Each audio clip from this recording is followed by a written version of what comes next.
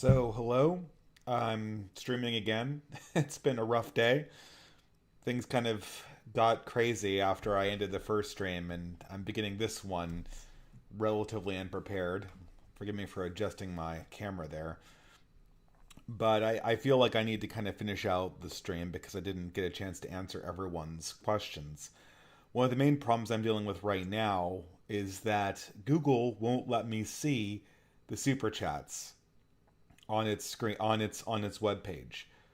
I don't know if they haven't finished processing yet. I don't know if this is some new thing and they've hidden them somewhere, but they're not available on the old stream and they're not available on the any of the pages that has to do with the monetization anymore. So the best I can do is to answer the chats that came on Entropy, and I'm not so sure really what to do otherwise. If anyone is here from previously and you asked a question on Super Chat, then you can ask it to me again. I'll try to answer it. No, I won't try to answer it. I will answer it to the best of my abilities. But I have no ability to access the super chats that exclusively came through Google from this afternoon. I'm a little upset about that, along with other things. But to be quite nice, to be quite honest, sorry, not nice, to be quite honest, I'm a little bit upset at Google period. Because I think we just learned, or I just learned a few hours ago, that Millennial Woes has been permanently banned from YouTube. Uh, and this is from a channel that hasn't produced really any content for the better half of 2 years. I am, I'm kind of, I mean, I guess I shouldn't be so flabbergasted. Everyone knew this was going to come. And putting things in perspective, not having access to the Google only super chats is probably pretty small potatoes considering that there's a high probability that this channel and a lot of other right wing channels are going to get deplatformed in very short order. I thought that if most people could weather the storm after the election, I thought that there would be sort of the censorship online might kind of taper off a little bit. But apparently that's just not the case. Apparently, and I guess this was somewhat predictable, apparently the progressives' paranoia is earnest. It's probably the only earnest thing about them at this stage. And vengeance, I guess, comes at a premium for people at Google and Facebook and Twitter. I'm actually not so sure what to say. I'm kind of waiting for questions. I suppose I could go back and answer previous questions, but I'm just kind of, I don't know. I feel like the end of this channel might be imminent. To be quite honest, it's not really the situation I thought I'd return to at the end of the day. I thought I'll just pick up where I left off. I'll just continue on with the live stream as an addendum and answer the super chats. But it's different. I don't know. Way more tired, obviously. The baby kind of had a little meltdown, which is, it happens, but it happens. But I'm coming onto this stream and I feel really underprepared. I feel like I have no idea really what I want to talk about. Maybe I should just sit here and sort of talk about, after I answer the super chats, I could talk about, I don't know, the Millennial Woes channel, what it meant. I don't know. I mean, I guess it didn't really mean. I mean, it was a channel that I appreciated, and I'm friends with Millennial Woes, the man now. But I guess it didn't really it didn't change my life. I mean, it wasn't like I became reactionary because I watched Millennial Woes, and to be quite honest, the channel that directly inspired me to start making videos was Reactionary Expats channel, and Millennial Woes was kind of more in the background of that. Um, but they were really at that point. I think reactionary expat and millennial woes were very close as content creators, and I was always more on the reactionary side than the scene that millennial was part of. And this is the same dynamic that plays out with me and Endeavor as well. Uh, he's more on the nationalist side. I'm more on the reactionary. Uh, I don't want to say cynic, but I have a much more cynical take about politics. So Nerve and VMaker, I'm seeing you were in the chat. I know you gave me a super chat. If you want to help me out and repeat your question with an @distributist, I'd be happy to answer it, because I don't believe it's one of the ones that went through Entropy. And Entropy cannot communicate with Google. They've been having problems with that. I imagine because Google changed their API. Google also didn't save my super chats. They flushed them, at least from the interface that I have access to. They're not on the stream page. They're not on the monetization page. And maybe this is just because they changed their API and then none of the chat information is going through anymore. But yeah, I'm going to find them, but I don't have time right now to go through 3 hours of live stream and pick out the super chats that happened to be there that I didn't get a chance to answer. They were going through Google. Yeah, I'll get them in another stream. I'll get them in another stream. But I don't know. Again, guys, I appreciate people are asking me questions. I will never see your question if it's not on the entropy question section, or if it's not with an @distributist preface. Uh, I need to have some way of highlighting this from the chatter that occurs inside the chat. So, it. This would be. I can try to pick it out. Maybe I'll get lucky, right? I see Nerve and VMaker asked me if my channel's backed up. Yes, my channel's backed up. My videos are backed up. They can't delete my videos, and if nothing else, they're on BitChute. They're also on my hard drive. They're also in my Dropbox. There's not enough. Thank you. There's not enough. They're not going to be able to destroy the videos permanently. But that's not really the point, is it? I mean, the things, the lessons I kind of expound on this channel, they're pretty consistent, right? they're pretty. They're different forms of the same ideas. And I hope people take them to heart, insofar as they help people. But yeah, it's I don't think that. I think that if this channel gets taken down, the real thing that I've lost is a platform to communicate with people. And it would be really bad timing, because it would be right after I deleted my Twitter account, which, I don't care. It would be fine if it was. I have no problem with Twitter needed to be destroyed, even if I do eventually lose my YouTube channel and I have a hard time recovering from that. But it would be particularly tactically bad for me, because it would take longer for me to recover and longer for me to rebuild on any other platform. Odyssey, I'm seeing people asking me about Odyssey.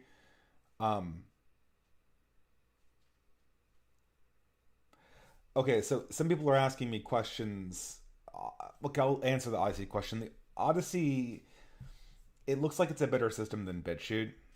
I've heard rumors that they're not dedicated to free speech, that they're essentially opportunists, which means that eventually the same process that affected Google will affect them, potentially very quickly. I have said many times that the future of distant thought is on federated platforms. That's got to be the new direction, and Odyssey really isn't that. Or at least from my understanding of it, it's not that.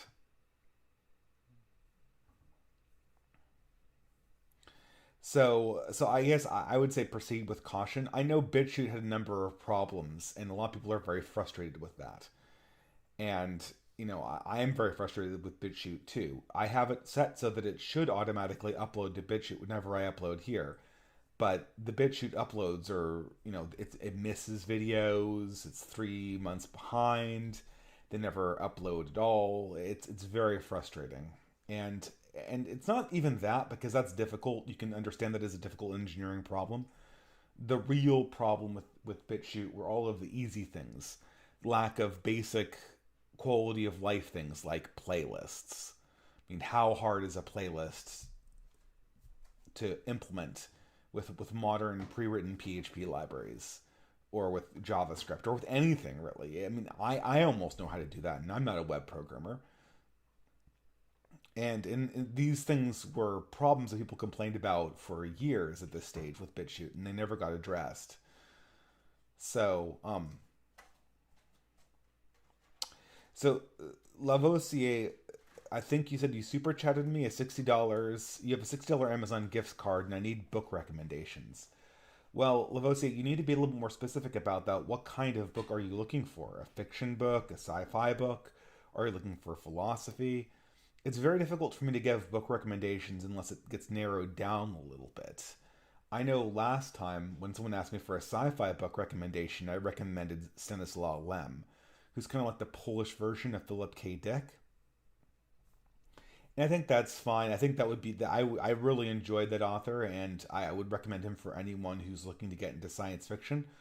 I could prattle off my own favorite science fiction books. I could also prattle off sort of core, you could core philosophy books you should read, or core reactionary books you should read. That might be helpful to people, but really the list would be way too long. If it's just book recommendations, go. Now, for a while, I was thinking maybe I could just have a book recommendations generally on a website or something like that. But if you want to ask me a question about book recommendations, pick a genre and I'll give you a couple. But I don't know how much I can just name books. I guess name books that influenced me. That might be a good one. I mean, a book that really influenced me in the realm of fiction would be The Brothers Karamazov. Another one would be Middlemarch. Another one would be Waiting for Godot. Although, I think that had probably ideologically depart from Beckett. But absurdist, theater of the absurd always kind of really appealed to me. Rosencrantz and Guildenstern Are Dead that's basically Waiting for Godot 2.0, but it's another one of those books that really influenced me. Um, have you had enough with Dad Life yet? Well, this afternoon was a little difficult. I'll say that. We had kind of a Code Chernobyl mood meltdown. Happens all the time. I'm not done with it. Okay, so Nerve AMV Maker. So this is the super chat. I don't know how much it was for, but thank you very much. I'll answer it now. And his super chat was, have you read the works of Peter Churchin? He's a Russian historian who recognizes a lot of reactionary ideas, but quantifies them into a dynamic model capable of predictions.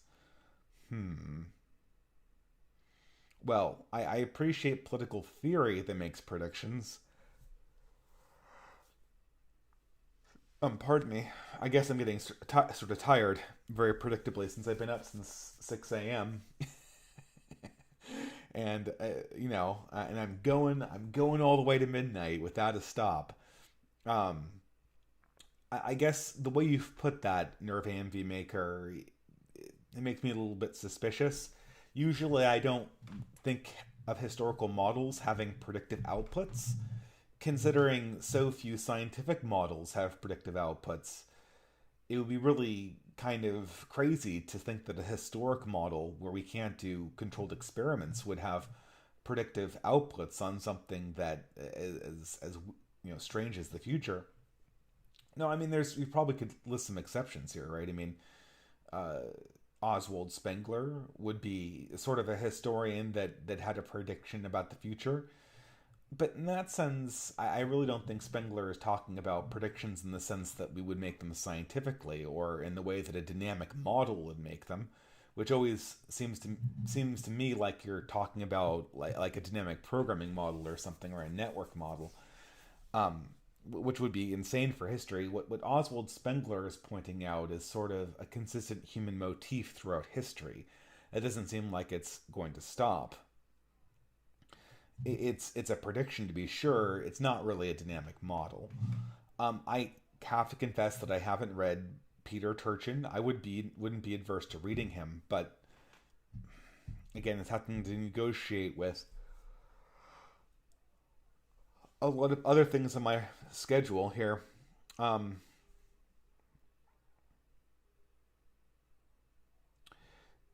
what are your thoughts on the Trivium method? Well, the Trivium method is a method of classical education that breaks down schooling into three sections. Let me see if I can recall the section. The first one is the first one is primary. The second one is grammar, and the third is rhetoric. Did I get that correct? Perhaps I didn't. I know one's grammar and one is rhetoric, but the idea is that you build on fundamentals. First, first you teach a child the basic primitives, either of a language system or of mathematics. So this is like learning the numbers, learning addition, learning subtraction. Then in grammar school, you learn sort of the rules that govern the primitives, right? The fundamental rules of grammar, the rules of fundamental rules of mathematics. It's a little tall order knowing how deep mathematics goes, but um, but nonetheless, it is a thing. That was the idea, right? And then when you get to sort of your high school time, what you try to do is you try to really employ this in a mature way. You try to use the grammatical rules that you have learned in order to master them, in order to write essays, write prose, write poetry, navigate through history in a way that people back then thought would give you a good understanding of how civilization progressed, which of course would be the exact opposite of how we currently model it or don't model it in the contemporary school system. So I have nothing against the Trivium. I think it's a great idea. I'm certainly not an expert at it. And if you want someone to speak on the Trivium who is much more intimately connected with it, not least of which because he is currently homeschooling his own children using that method, I would highly recommend the YouTuber The Franklin, who, blogging under a different name, was one of the direct inspirations for my channel.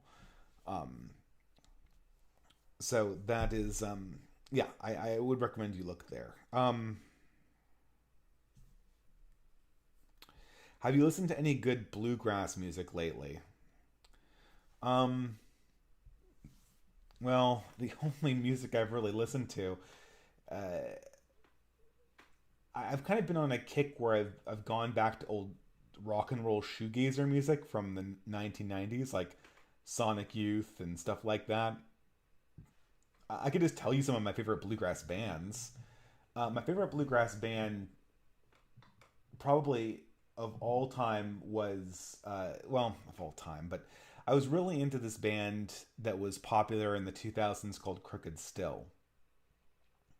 Now they were what a lot of people call chamber grass music, and they kind of had this very mournful and heartfelt approach to bluegrass music, where they tended to take old standards and rewrite them in ways that were deeply gothic, and they incorporated a cello and well, their instruments were a cello, a banjo, and a fiddle, and the vocalist, whose name was Aoife O'Donovan, was had a very beautiful voice, but it had a very frail sound to it. And against the cello and the banjo, it had this wonderful kind of Southern Gothic feel to it, even though the band was from Massachusetts. So they're about as Yankee can be. But it was really wonderful. And I remember the songs I liked the most from Crooked Still was Florence, which is an old standard folk song taken from the seminal the seminal American sacred music book, Sacred Harp. So if you're interested in American sacred music or American folk music, you've got to pick up Sacred Heart, the book, and learn about shape note singing and learn about the standards that were communicated through shape note singing. So, shape note singing was a type of educational praxis that was used in 19th century America to spread hymns. And because of this, this book, Sacred Harp, was spread to various number of Protestant denominations, and it was meant so that you could teach people who had a very limited understanding of reading, and certainly a very limited understanding of reading music. It was designed so that you could teach them how to sing in close vocal harmony. And if you're interested in this, there are still many groups that sing this type of sacred Christian Protestant music. In the bluegrass community, at least in the 2000s, it was kind of a challenge to rewrite these old standards, and it was great fun. My other ones I like from a previous era, I like Sam Bush a lot. I mean, he's more like 1960s, 70s bluegrass, like the whole Dave Grishman scene. It kind of feels like the Grateful Dead has more rock influences. Kind of took it the exact opposite direction the Crooked Still did. And I mean, how many deep cuts do you want? The problem with bluegrass is it's so local. You're only going to be able to ask me this so many times before I'm going to literally refer you to local bands that probably only released 2 albums and did house concerts. For my own playing, the person who most influenced me was Raina Gellert, who played for a band called Uncle Earl. And they had a lot of spin-off projects, including their banjoist who made a bluegrass CD. Her name was Abigail Washburn, and she did a bluegrass CD where half the songs were in Mandarin because, in addition to studying Southern music, she also was fluent in Chinese. And it's bizarre. It's a lot of fun if you want to check that out. Someone's asking me, "Am I dead?" I'm dead tired. I have no idea why I did this at this stage. But yeah, I feel like a zombie right now. I mean, in between getting up at 6, taking care of baby, then, doing the live stream, and then, taking care of baby, cooking dinner, and getting groceries. And now I'm back. I'm just like, why did I agree on doing this? What was I thinking? But hey, it's a joy. It's a joy to talk to people, even though I kind of look really spaced out. So, hey, it's an experiment. What is YouTube without experimentation? At this point, the more people who get banned, the more people like Millennial Woos get banned, just the less I kind of, pardon my friends, but the less I give a fuck about anything. Like my standards for live streams and for doing proper preparation or for preserving anything progressively lower the closer I get to the ban hammer, which I'm sure is somewhere in my future. But I don't know. It's so I'm just probably not. I probably look like a zombie. I'm not even gonna look at myself in the mirror at this stage. I'm just hitting play on the same thing that I hit play on before. Okay, here's a new super chat. Racism 2. Electric Boogaloo? Racism 2 for $5 says, how far off do you suppose the balkanization of the United States is? Vox Day estimates it to be around 2033. I feel like quoting Napoleon Dynamite. There's this funny line where his loser brother goes, Napoleon, like anyone could even know that. and and I kind of want to react to it that way, like 2033, like did that come out of a calculator somewhere? The prospect of balkanization depends entirely on one thing, and that is the leaders of the military in the United States. The United States is completely regionally balkanized, but unlike the balkanization that occurred right leading up to the Civil War the first time, the balkanization is not regional in that it is north versus south. The balkanization that we're experiencing is urban versus rural, which is much, much stranger. We're kind of in an Afghanistan situation where the ostensible rulers of our country essentially may, at some point, only rule inside the cities. And then there's a periphery that's not directly ruled by by the class that's supposed to be in charge of the country. I am not so sure what that looks like in a country like the United States, because in a country like Afghanistan, what that meant was that the rural periphery essentially continued on in a different cultural mode, a mode that was almost medieval, whereas Kabul became more modernized in a sense, not least of which because it was housing all of these U.S., Canadian, and British troops there.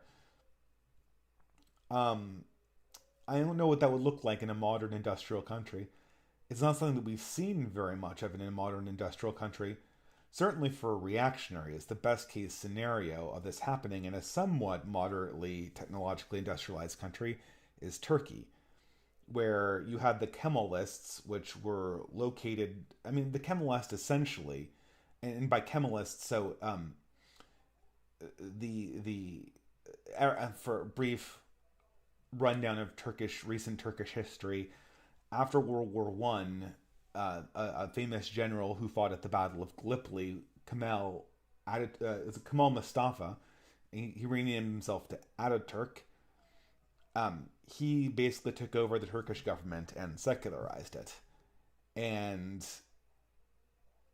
in the process, he essentially westernized the country in a radical way that was very much directly at odds with how Turkey, or the Ottoman Empire as it was previously known, had been run pretty much at any point in its history.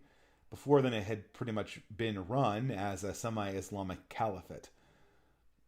It tried to modernize, but that never really stuck. And the reforms brought in by Kemal Ataturk seemed to be almost unanimous across Turkey until really the 80s and 90s, when it was really apparent that what was seen as sweeping cultural reforms brought in from the top, they only really took root in the urban areas. And all of the rural areas were still kind of in the mindset of the old Ottomans, the old caliphate. And so very, very slowly, and it didn't hurt. It didn't hurt that um, the secularized post Ataturk Turks from the urban areas, they all didn't have children, like other secularists in Christian countries don't have children, and so they became. I have a lot of Turkish friends that are all super Europeanized. They all have this secularist vision of Turkey that's descendant from Ataturk and all this stuff, and they're aghast at the Islamist reforms that are coming in through the relatively new Prime Minister Erdogan, who represents much more of the rural areas. But they really can't do anything because demographically they're being replaced by other Turks, which is sort of the supreme irony. I'm going to say something racist, but I don't really give a shit because I probably will get this channel taken down anyway. But when I was traveling in Turkey, I couldn't help but notice that almost every one of the urban people who was Turkish, right? They were Turkish. They were Turkish. They didn't look. You could tell that they were Turkish, and they had Turkish features, Turkish faces. But their skin color was way lighter than the other lower class Turks that were living in Istanbul. And it was way lighter than all of the other Turks living in the rural areas and the eastern areas of the country. And I kind of remarked to a friend at the time, I wonder if the entire Kemalist phenomenon, I wonder if the entire phenomenon of Ataturk is literally just the sons and daughters of janissaries and concubines temporarily taking over the Ottoman Empire and making it European just before the Islamic soul of Turkey reasserts itself. Because because they looked so European. The people who were secular looked like a different ethnicity of people than the people who were religious. By the way, in case you're wondering, the Janissaries were they were a slave warrior caste that was largely comprised of Slavs or Serbs that were taken from Eastern Europe, forcibly converted to Islam. These were men, and then they were crafted into an elite shock troop that was used against other Christian armies. It was very, very effective. They were quite good fighters. And they were able to, some even though they were technically slaves, they were able to accumulate property and sometimes families. And of course, as everyone knows, the white slave trade of blonde women into harems in the Ottoman Empire and the rest of the Muslim world was went on, all the way up into the 20th century. And yeah, and so it's not you kind of are was the whole experiment with secularization just a genetic European coup? I don't know. It's pardon me. Okay, you can ban the channel now, Susan. I've made my peace. Um, okay, let's see. What do we got here? Did you go to Constantinople? Yes, Istanbul and Constantinople. I've been to both. I even made a video on it once, or I made a video that involved a story from me going there.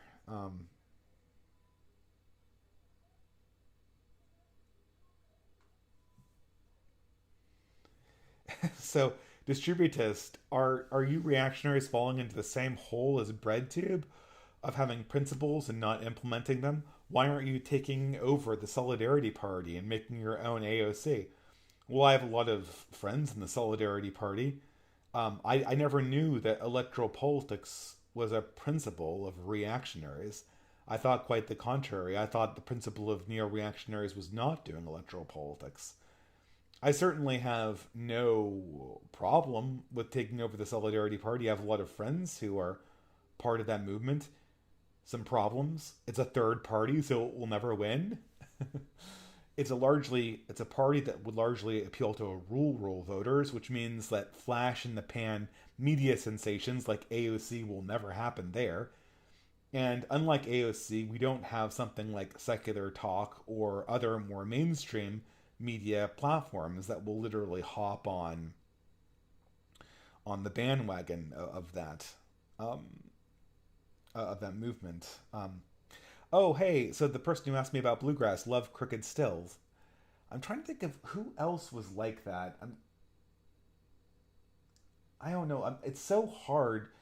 A band that was I liked a lot was called The Devil Made Three, but I'm not so sure if that was just a local phenomenon. Do people actually know of them?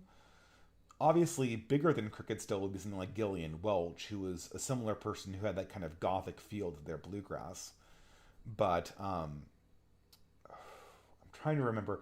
There was this phenomenon back in the day when I was really in the bluegrass scene where people with big houses would literally they would host free mini concerts called house concerts by people who were professional sometimes or who were on the cusp of being professional.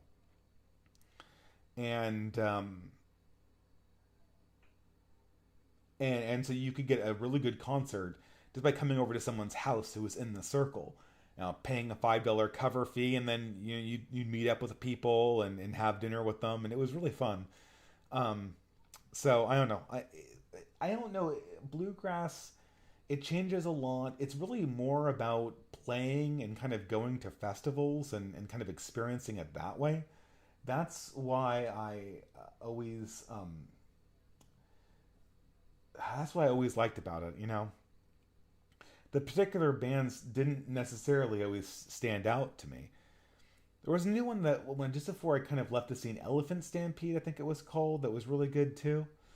I don't know. I don't want to butcher band names, um, but I'll just keep on going. Uh, so many trolls happen when you don't charge to get questions answered. Okay, great. I will do the previous entropy super chats. Thank you for reminding me. Okay. Let's go through this here. Entropy is good enough to actually save super chats in a way that I can easily review them. So in case my stream doesn't go down, they don't disappear into the ether unless I provide doxable information to my anonymous account. Okay, so we've got the one. Um,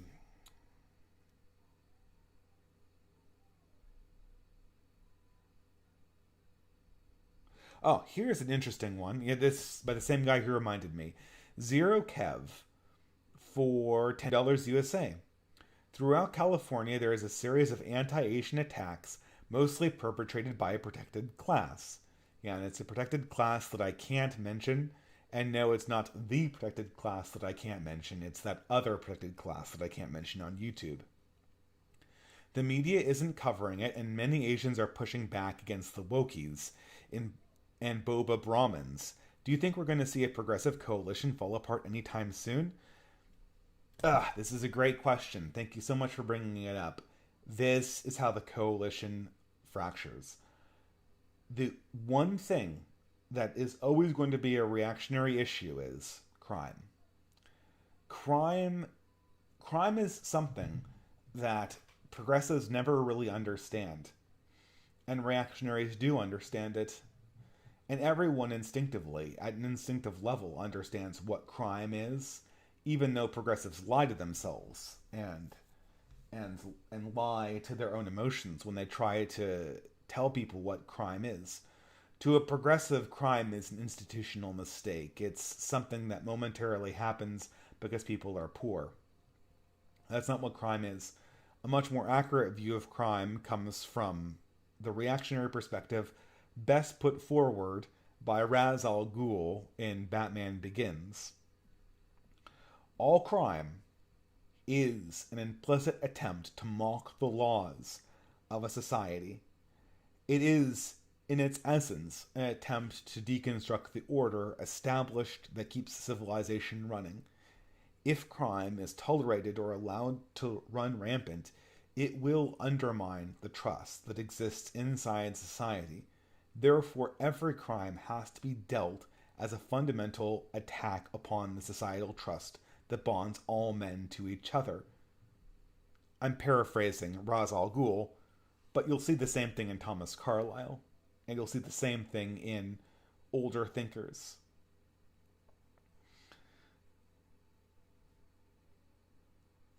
The Asian American community has put up, for 30 years, with systematic discrimination at the hands of the California Democratic Party, at the hands of the Democratic Party in America writ large, and it really hasn't made a peep. And they can do that because they feel the benefit they get from immigration policies exceeds the losses their community is taking from discrimination at the highest level. I'm not so sure that crime is as easy to bury as affirmative action. People inside blue areas have to ally with Asian Americans in order to call out the true nature of these crimes insofar as they can. Every time this narrative is brought up, even in progressives' attempts to deny that the narrative has validity, the Asian Americans understand that their true lot are with the people who want to establish and maintain order in society, and not the people that want to buttress up a dying power structure with a narco-tyranny, which is essentially what the Democrats are doing. The Democrats want to rule America by essentially outsourcing their ideological enforcement mechanisms to criminals. They essentially want to be treasonous against the very order that they rely on for their power. I don't really know what to say to this. It's insane. It won't work. We know it won't work until they can replace humans with robots, or until they can genetically engineer our brains to be more like ants. What they're creating is a fundamentally unstable system, and it's only a matter of time before other ethnic groups realize this. The coalition that we're looking for to confront this problem is not reactionary, because reactionary theory is not a prescriptive policy, and it's certainly not a political platform. It's simply a descriptive discussion about how politics works. We're not going the Marxism route. There is no Marxist dictatorship. There is no reactionary plan for government the way there is the Marxist dictatorship of the proletariat. However, for people who are dissidents, who do not like the present reign of progressive ideology, either at the local or national scale, The banner for our attempt to remove the cathedral and to remove the mainstream from power is, in the word or title, post left. So, I don't know. I think that this is one of the signs that the Progressive Coalition is falling apart. And under the banner of law and order, I think maybe something new could come about. Not a conservative movement, but a post-left way of preserving wealth against the onslaught of progressivism until a true successor ideology can be born.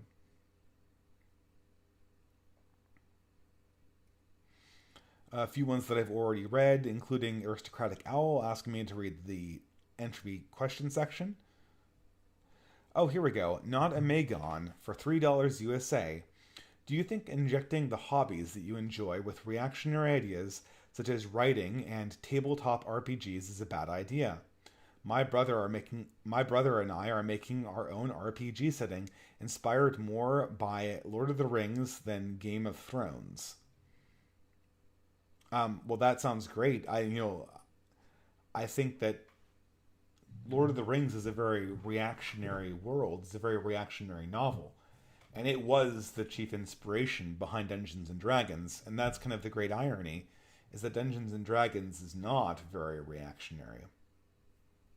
It's very... It always felt to me like a gelded version of J.R.R. Tolkien. Don't visualize that literally. What I mean is all of the sort of salt and vinegar, all of the real emotion that seems to be lurking behind J.R.R. Tolkien's stories in The Hobbit and Lord of the Rings kind of gets siphoned out, and what you have is these very, very bland, I'm a third level elf, I'm a fourth level dwarf. And they're almost like video game archetypes more than they are like inhabitants of a world. And that was always a big problem with Dungeons and Dragons, in my opinion. I don't know. I mean, like I said before, I've always been more of a fan of, when it came to games, that is, right? I understand fantasy and storytelling, and I understand improv, and I understand tactical games. Dungeons and Dragons always is in this middle area where I don't know whether I'm playing a game or telling a story, and that's always kind of gotten on my nerves. But it sounds like a great idea. I think incorporating reactionary ideas into your hobbies is perfect. And if it's a hobby that kind of already is reactionary, like something like Warhammer, right? All the more, right? Because you know, Warhammer was created by progressives, but the world that they describe has no right to call itself that. It is reactionary to the core. And, eventually Games Workshop is going to completely pause that intellectual property. To be sure, it's not going to live forever, but in the process of that, we're going to be able to learn, we're going to be able to see what it's like to view a more real world through the lens of hobbies and fantasy. I think that's important. I think that's really important. Writing stories is really important. Doing role playing is really important. Having free time and leisure activities that you're passionate about is really important, and it can only help things proceed in the real world. I know a lot of people poo-poo this stuff as being, and I've sort of done a little bit this myself. I'm been a critic of nerd culture, but if I'm critical of nerd culture as it exists as a consumer product. But insofar as we're just using these properties or these games or these stories as a means of getting at larger truth, of building something better for the future, of building something that's beautiful, and that other people can admire and learn from, I don't think that any form of art can be poo-pooed at all. As I've said before, the whole problem with LARPing. LARPing is really good if you either take it not seriously at all or if you really take it seriously. If what you're if what you're role playing or the fantasy you're participating in is a meaningless joke, then having it is fine. If the fantasy you're participating in contains some deep truth that you're willing to dedicate your life to, that's also good. The problem is in sort of the middle section where people are essentially trying to derive deep meaning from a consumer product that doesn't that who from a consumer product of which is never even meant to have meaning. It's controlled by a cynical corporation, and it doesn't even have any larger ramifications or deeper messages contained within it. And what you have is simply an attempt to derive some kind of fake secondary or tertiary identity from your relationship to this consumer product. Don't develop your personal identity through a relationship to a consumer product. If you want to enjoy a nerdy card game like Magic the Gathering or Dungeons and Dragons or Warhammer, that's totally good. But whatever you do, do not build your identity on intellectual property that other people own. And if you have to, or if you find yourself doing that, I would encourage all people to undertake intellectual exercises to break themselves of the relationship between the thing that they like and the company that produces it. An example of this is you want to play Magic the Gathering, print your own cards. I mean, who's going to stop you from doing that? When I when I played between my PhD and starting a family, I played a little bit of Magic the Gathering. I printed my own cards with artwork from classical paintings, and it was great. I mean, no one had a problem with it at a local game and stop. If you want to play a game, and your deck is 100% proxies, the deck literally looks better than the decks that are printed by Wizards of the Coast. And you're just playing the same. A game is simply a language that you're using to enjoy things with other people. And it's a shame that we essentially have to pay a toll to companies to manage that language. Now, I understand with things that have constantly evolving metas, like Dungeons and Dragons and Warhammer and Magic, there's a certain amount of work that needs to be done and paid for. But you all know these companies are abusing their roles to extract wealth from people. And Magic the Gathering is a perfect example of this. They artificially restrict supply of cards people need in order to sell more cards and and artificially create this kind of value system. And I've made money off this value system too, but yeah, I mean, I don't know. What I'm saying here is there's always good in nerd hobbies. It's up to us to take what's good and leave behind the chaff or the chaff. It's too late for pronunciation. It's a me. I've never been someone who's been particularly fluent at the English language, and I'm certainly not going to start at 10:30 after a full day's work. Okay, I see another super chat that looks like it's on entropy. Dough.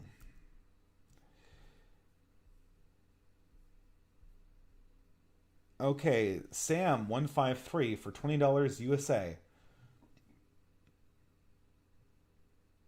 Um, Sam, the stock market and the real economy is increasingly detached. What do you think is coming in this regard? A new 2008 scenario? How long can they just print money? That's an excellent question. Before this stream, I was reading an article about one of the initial people who shorted the 2007 housing market bubble. And he was blowing the whistle on an economic collapse coming from our overprinting of US currency, insofar as we are essentially printing money, endless amounts of US dollars, so that we can disconnect the American economy from the American stock market. The problem is, I appreciate the question, and I appreciate the force of the question, Sam. but I think you knew this before you asked it, right? Um, this is sort of a notorious problem in stock market bubbles. This is known both by uh, this is known by this is known both by um, mercantilists. It's known by free marketers. It's known by modern monetary theory people. It's known by Keynesians, and the universal law, best stated by Lord Keynes, was the market can maintain its irrationality for longer than you can remain solvent. We know that this crash is coming. We don't know when. Probably in a decade. But even then, we don't really know. The housing bubble was at least 20 years old by the time it exploded. Probably older than that, considering the underlying things that caused it. The underlying things that caused it was our understanding of risk and the packaging of you know, collateralized debt obligations. Basically, packaging mortgages. Um, yeah, I don't think anyone can ask. I mean, what's coming is a currency collapse, right? That's what has hyperinflation is the real danger. Anything other than hyperinflation can basically be shrugged off. A 2008 scenario, I'm not so sure I see that, right? Because, well, I mean, what market would be crashing? Because the 2008 scenario was a market collapsing. What you're talking about when you talk about money being overprinted is not a market collapsing. What you're talking about is the currency market collapsing, which is a totally different situation. Because unlike because unlike Morgan Stanley or Goldman Sachs, who are private companies that can get bailed out, the people who have their finger on the currency printing, which is the Federal Reserve, which is kind of half private and half government, but the people who are ultimately obligated are the Treasury. Is the Treasury Department, is the U.S. government. Uh, so once that goes off the cliff, I'm not so sure you have 2008. You might have some kind of Weimar situation with hyperinflation, which I don't even know how the world economy would react to that, considering how many other economies are based on the U.S. dollar. That's a scary proposition. But I don't know. I mean, I guess that's what everyone's trying to do now is hedge against it. That's why Bitcoin is so high. That's why everyone's betting on Bitcoin. That's why everyone's buying gold, um, buying property.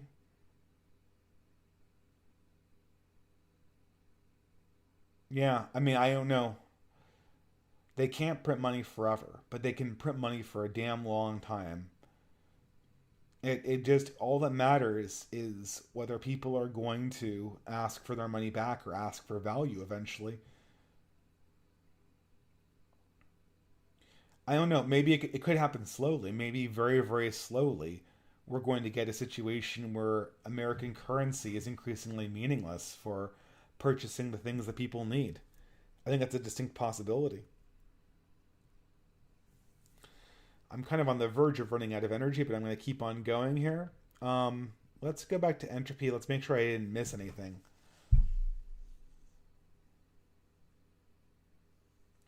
So 21st century reaction. I missed this one.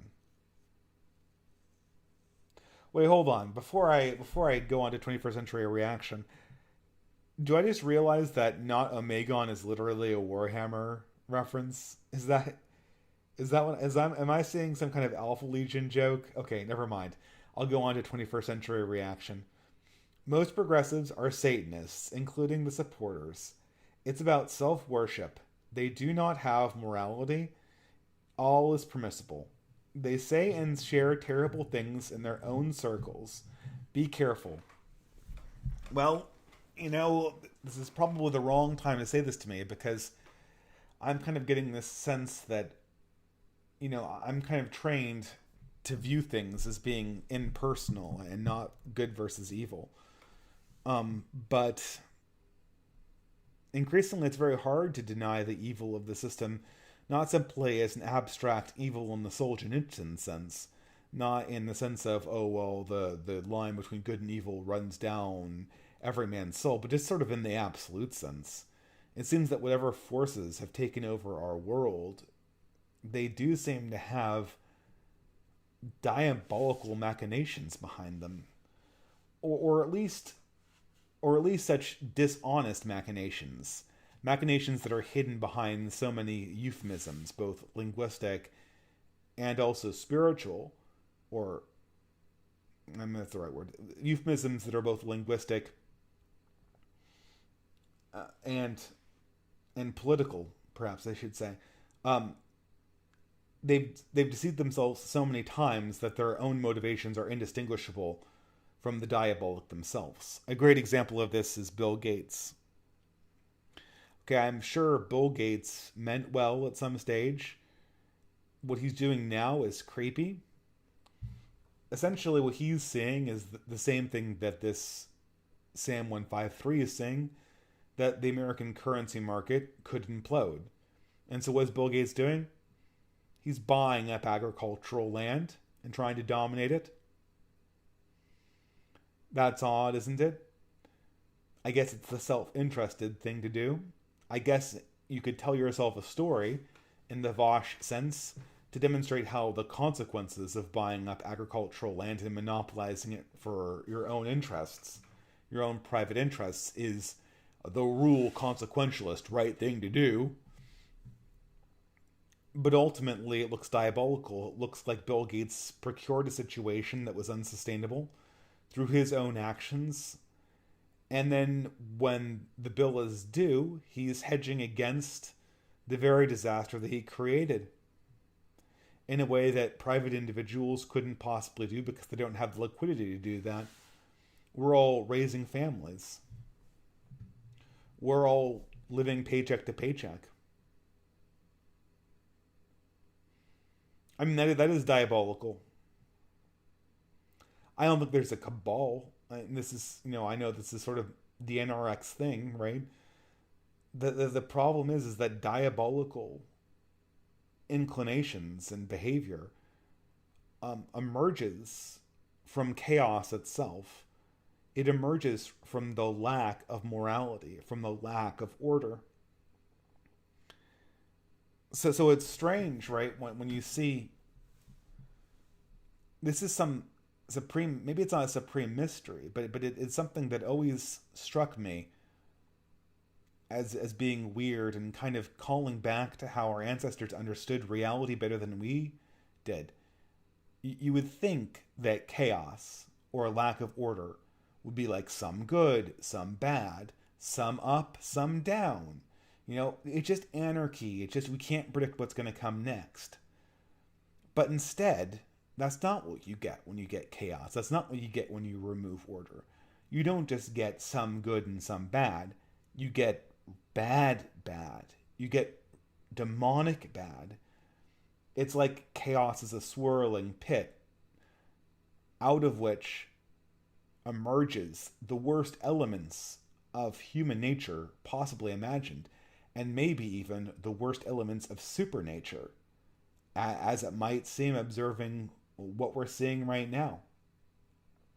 People like Thomas Hobbes knew this. They knew that the state of nature wasn't just natural. There is something in the state of nature that primitive humanity was right to fear.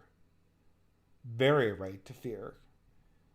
And when the establishment of order and law and holiness and morality is withdrawn, you do not simply get the anarchic play of elements crashing against each other. You get something that's far, far darker than that. And I think that's what you're seeing in our own present elites. And they've convinced themselves that they don't believe in this stuff, but it's happening anyway. Which really makes you think. I'm such a skeptic in a lot of ways. Like, I don't emotionally believe. I mean, I believe my religion because, and I do deeply believe in God, right?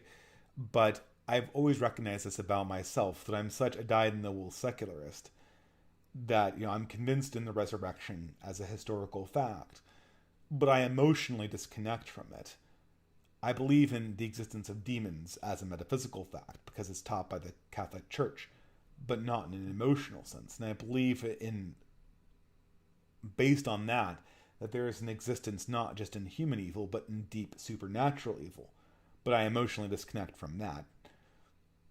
So emotionally, I am very much the secularist that was my upbringing, even though I embrace a religion that's supposed to go beyond that.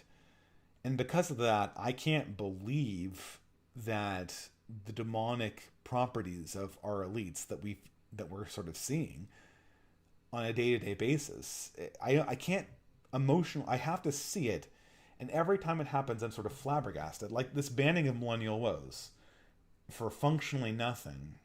I've seen it 1,000 times. We saw it with James Alsop. We knew it was coming. Um, Nothing could be less surprising in the world. Yet it flabbergasts me because I think that something must have happened.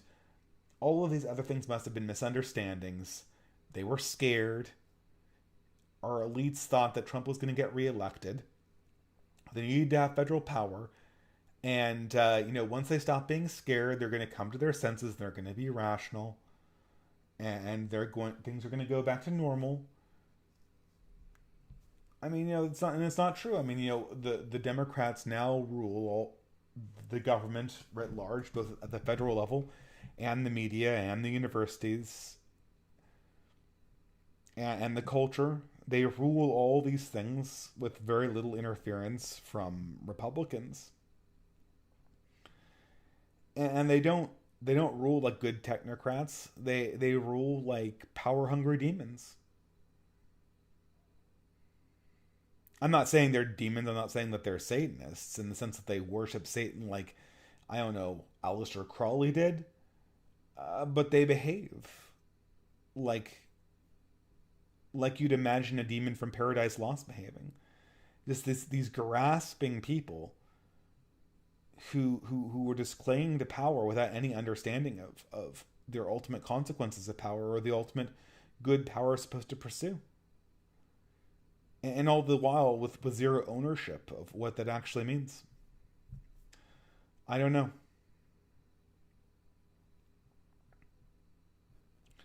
The right flag for $10 USA says, "What are you talking about? How did Bill Gates create the crisis or even contribute to it that he is now hedging against? I must be missing something because it doesn't make sense to me at all." Well, I'm referring to the fact that Bill Gates has been pouring his money into these projects that have essentially capsized the American labor market. He was one of the main. I mean, first of all, he was all in on the lockdown stuff, if I remember correctly. So he was all about how we need to lock down without any consideration for how we're going to even manage an economy. And so now he must necessarily know that means printing money, and now he's hedging against it. But even if we say that maybe I misread the news, maybe I misunderstood Bill Gates' opinion on how to manage the coronavirus lockdowns, even if I didn't understand that, I would understand that Bill Gates is part of, I mean, he's very definitively part of the construction of the tech regime in Silicon Valley. What am I talking about? I'm talking about proprietary ownership over personal information that goes over social media. Long before Zuckerberg was doing that, Bill Gates was doing that with Outlook.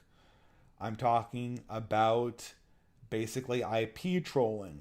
I'm talking about essentially monopolizing digital infrastructure and then using that to bully people. This was Microsoft's bread and butter. And if we want to put a cherry on top of the sundae when it comes to Bill Gates, he was also one of the first people who were big advocates of taking in tons and tons and tons of skilled labor from Asia in order to supplement the competitiveness of his country, completely tanking lower level programmers' salaries so that he could essentially churn in and churn out a large number of people. And the people who were designing his software knew that they had to work an incredibly large number of hours and always deliver and be at his beck and call, because if not, he'd just terminate their citizenship because he essentially, through their employment to him, he controlled the reins that controlled their ability to stay in this country, many times to stay in the country where they had formed families. I mean, I can't discount his role in creating the economy, both informationally and financially, creating the world that we now live in, and then also pouring gasoline on fire of the economic disaster we find ourselves in. Am I wrong in saying that? I mean, I'll hear the other side of the argument for sure, but I do not consider. I mean, I don't know. I mean, feel. I mean, after everything that came out of the '90s, after everything that came out of more recently,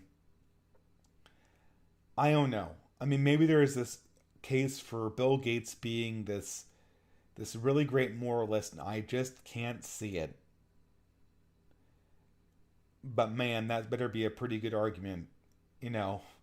And I don't know if I'm prepared to have it right now. But what I'm saying is that from the news I have seen, this looks incredibly cynical to me. All right, guys, I think I'm done with the entropy chats or something. Um, Coming up to 11 o'clock. I think I might have to can this just because I'm getting way, way, way too tired. I'll check this chat on Google, answer a few questions, and then I will read a Blake poem, perhaps. Does anyone have any suggestions on the poem they want me to read? I do have to say that because of all the other things I was doing tonight, I wasn't able to print out or do anything to prepare for reading a poem. But I like the idea that it's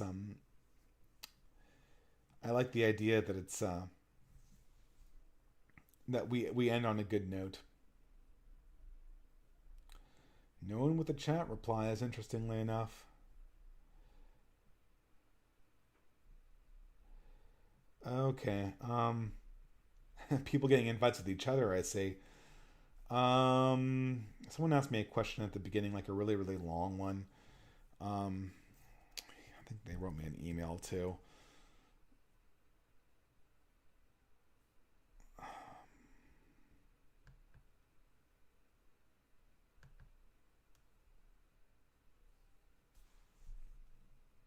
Whoa, because this is like an essay. I don't know how I can read this, guys. If you want questions, if you want me to answer questions like this, you got to make them a little shorter. I can't take on essay questions, at least not with this level of energy. But thank you very much.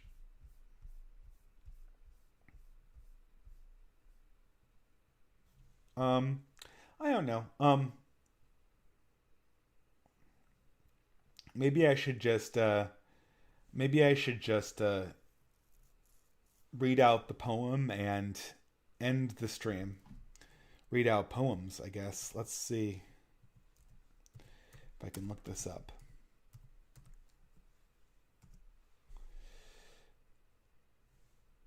Probably not the best idea to do this so late at night after I already had a full day. Um, but oh well.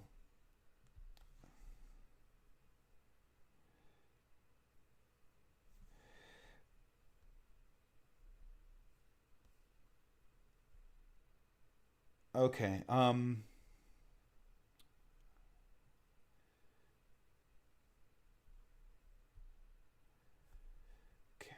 Stupid poetry site.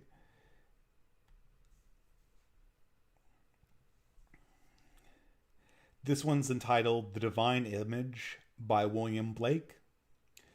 To mercy, pity, peace, and love, all pray in their distress, and to these virtues of delight return their thankfulness.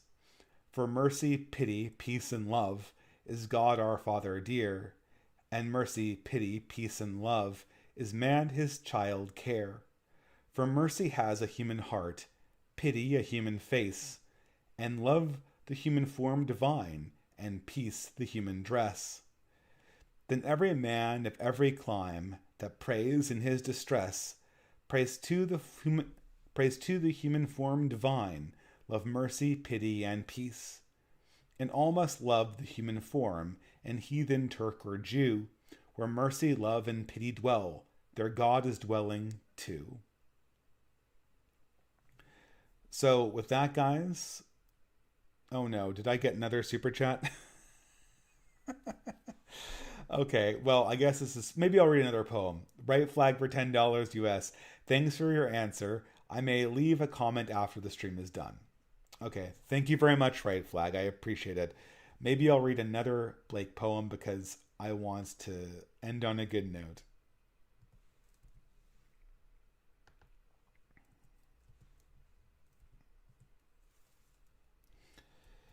Does anyone have any favorite poems? My favorite poet was